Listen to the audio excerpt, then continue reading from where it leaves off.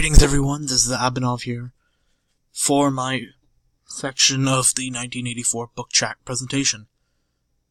Since I'm not here, I've decided to record this video instead. And if all goes according to plan, you should see this video instead of the slides.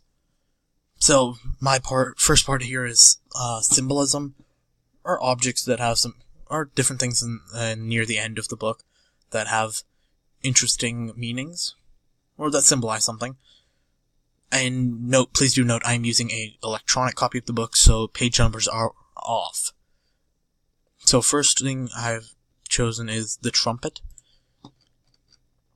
which is the trumpet from which is the victory call that comes through the telescreen once Oceania won the war with Eurasia, because in a sense this trumpet marks the end of the war, not just the Oceania War, but also the war within Winston.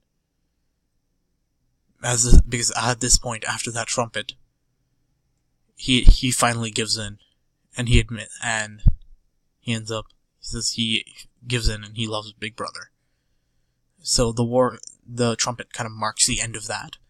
The gin, which is the alcohol, in a sense represents his broken mentality, because after the incident in the Ministry of Love, he literally is stuck drinking in, I believe, the Chestnut Tree Cafe, or whatever it was called.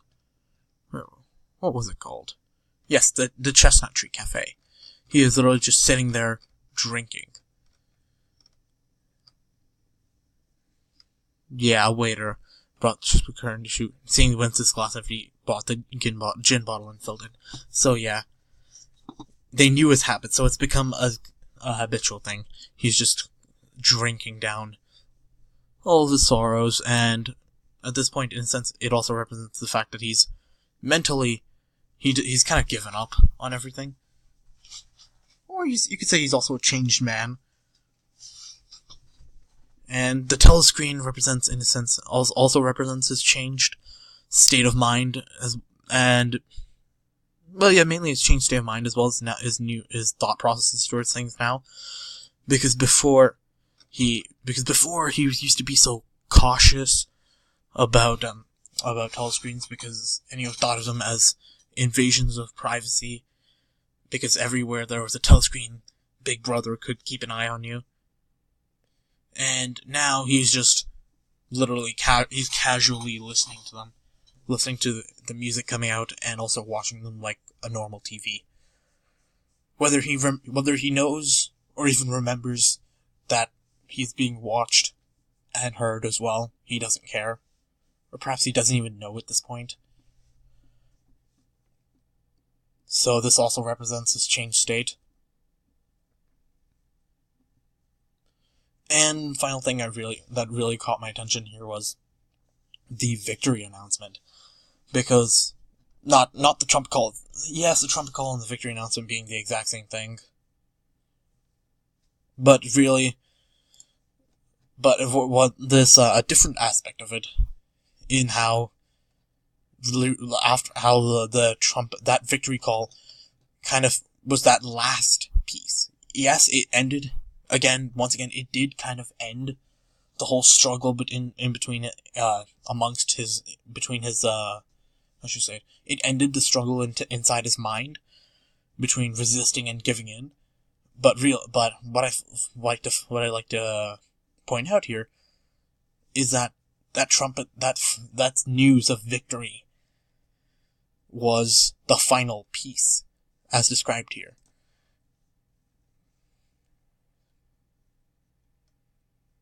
Where was it? Here we go. How 10 minutes ago, whether the news would be he wondered would be victory of defeat, and this, in a sense, also could be. It was more than a Eurasian army that perished, because this could also be victory defeat in his own ideals, whether to give in or to stand strong and resist Big Brother and the government. But the final indispensable healing change had never happened until this moment. It was that call. It was that announcement of victory. announced the victory of Oceania over Eurasia that finally pushed him over the edge. It's that final, as mentioned here. Also, that thing here, the final bullet in his skull that killed him off. Because yes, the old Winston that rebelled against Big Brother has died.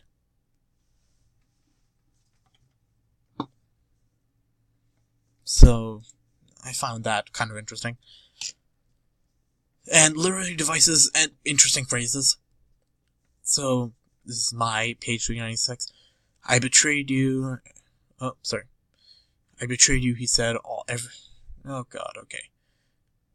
I can't read this actually because I have black dots on my screen, so I'll just go to page and check it. Yes, it's the part where he reunites with Julia after the whole incident. And what really caught me here was just him emptily echoing whatever she said. She says, I betrayed you. He also replies the exact same thing. And what I really caught my eye was the fact that she gives this really long explanation. Or this really long... yeah, it's an explanation in a sense. And in the end, he just repeats that last line. He echoes it back towards each other. You don't feel the same towards any person anymore. Yeah, you don't feel the same. It's like all the life out of him's gone. There's nothing left. I like the repetition kind of emphasize that. And the other case of repetition that really caught my eye, because nothing really, these are the only two things that really, the two cases of literary devices that really stuck out to me, was, yes, once more, that victory call. Because as soon as that trumpet was sounded, the fragments of trumpet phrases is the repeated use of the word victory, which continually emphasizes the fact that the war has been won. And now the other two phrases was this one. It was his life, his death, and his resurrection. It was a djinn that sank him deeper into stupor every night and revived him every morning.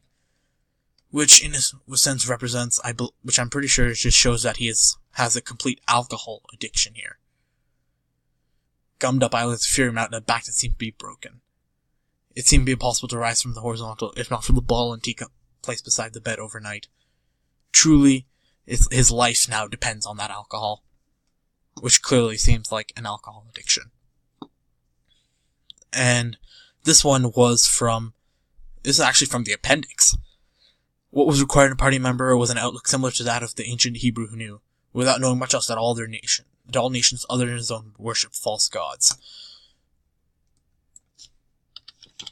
And this is actually in the appendix, which is describing Newspeak, explaining the concepts behind it as well as how the grammar behind Newspeak is. And Newspeak's basic point is, as we already know, it's to diminish the vocabulary and hence the possible thought process people have. So greater precision would be dangerous because you want to just single all thought process out and limit everything they could possibly think of. If they're thinking of one thing, there shouldn't be many other meanings behind that one thought process, in a sense, though that one straight line of thinking. So party members didn't, and yes, what I like about this phrase is that it makes it so that Newspeak is what is required in the party members, and they're probably ideal citizens as well, is that they think only that, yes, this Newspeak is Newspeak, Ingsoc, all of this is the only true way. Everything else is wrong. Which purges out the sort of heretical thinking. And, yep, that's part of it. A Kahoot quiz. I set up a Kahoot quiz on the account. Group mates, please log. This is just a dummy account I'm going to be deleting in a few days, but use this. Remember, Arcbound Ravager's username. Password is Reaper in all caps. Please play the Kahoot. And yeah, that's really it. have fun.